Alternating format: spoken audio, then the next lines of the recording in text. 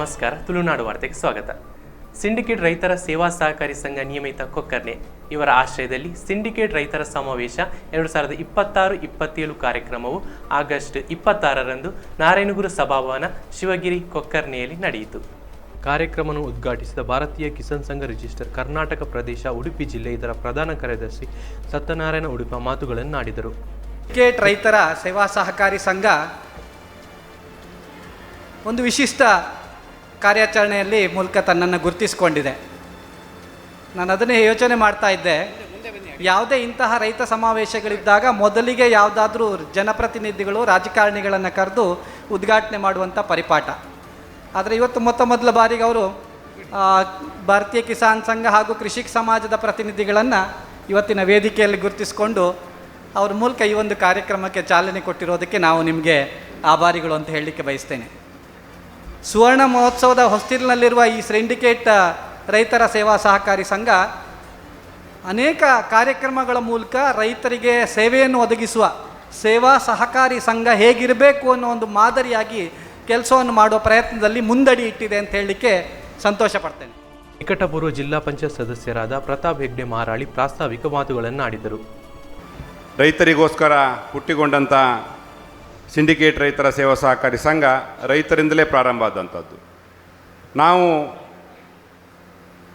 ಇಷ್ಟು ವರ್ಷಗಳ ಕಾಲದಲ್ಲಿ ರೈತರಿಗಾಗಿ ಏನು ಕೆಲಸಗಳನ್ನು ಮಾಡ್ತಾ ಇದ್ದೇವೆ ಅನ್ನುವಂಥದ್ದು ಹೇಳುವುದು ಒಂದು ಭಾಗ. ಆದರೆ ರೈತರಿಗೆ ಇವತ್ತು ಒಂದಿಷ್ಟು ಕಡಿತದ ಸಬ್ಸಿಡಿ ಆಧಾರದಲ್ಲಿ ಒಂದಿಷ್ಟು ಸವಲತ್ತುಗಳು ರೈತರಿಗೆ ಪೂರೈಸುವುದು ಈ ಒಂದು ಕಾರ್ಯಕ್ರಮ ನಮ್ಮ ಪ್ರಾಯೋಗಿಕ ಕಾರ್ಯಕ್ರಮ, ಅಂದರೆ ಪ್ರಥಮ ವರ್ಷದ ಕಾರ್ಯಕ್ರಮವಾಗಿರುವುದಾಗಿ ಮುಂದಿನ ವರ್ಷದಲ್ಲಿ ಇದನ್ನು ಇನ್ನಷ್ಟು ವಿಭಿನ್ನವಾಗಿ ಮತ್ತು ಇನ್ನಷ್ಟು ರೈತರ ಹಬ್ಬವಾಗಿ ಪರಿವರ್ತಿಸಬೇಕೆನ್ನುವುದು ನಮ್ಮ ಅಧ್ಯಕ್ಷರ ಕಲ್ಪನೆ.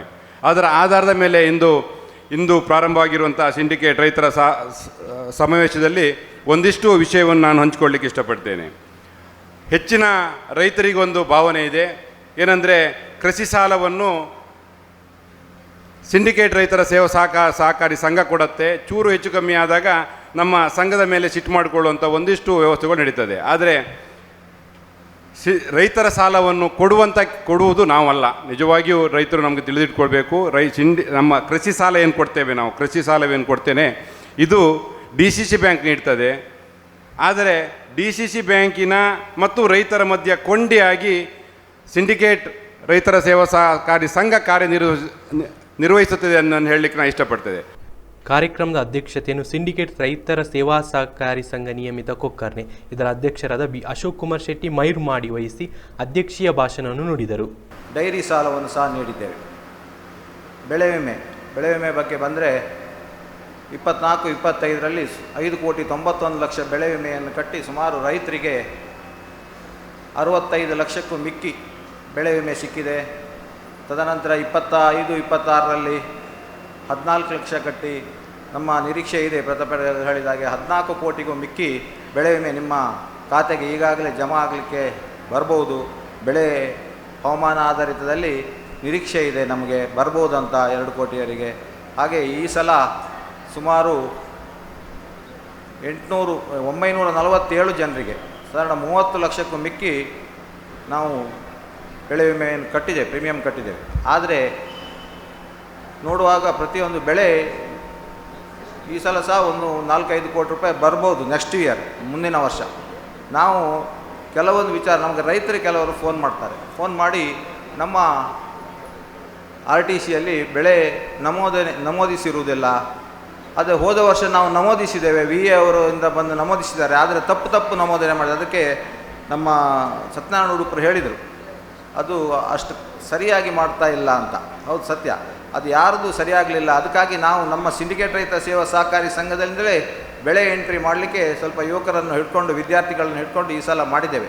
ಸುಮಾರು 1078 ರೈತರದ್ದು 4,550 RTCಗೆ 4,550 RTCಗೆ 1,836 ಎಕರೆಯಲ್ಲಿ ಏನೇನು ನೈಜವಾದ ಬೆಳೆ ಉಂಟು ಅದನ್ನು ನಮೂದಿಸಿದ್ದೇವೆ.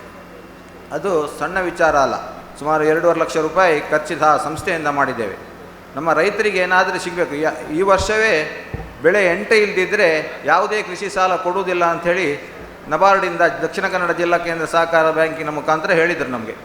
ಆದರೆ ಈ ಸಲ ಅವ್ರ ಹತ್ರ ಸ್ವಲ್ಪ ರಿಕ್ವೆಸ್ಟ್ ಮಾಡಿ ನಮ್ಮ ರೈತರದ್ದು ಬೆಳೆ ಉಂಟು, ಯಾವುದು ಸುಳ್ಳು ಹೇಳುವುದಿಲ್ಲ, ಸತ್ಯ ಹೇಳಿದ್ದಾರೆ, ಬೆಳೆ ಉಂಟು. ಆದರೆ ಎಂಟ್ರಿಯಲ್ಲಿ ತಪ್ಪಾಗಿದೆ.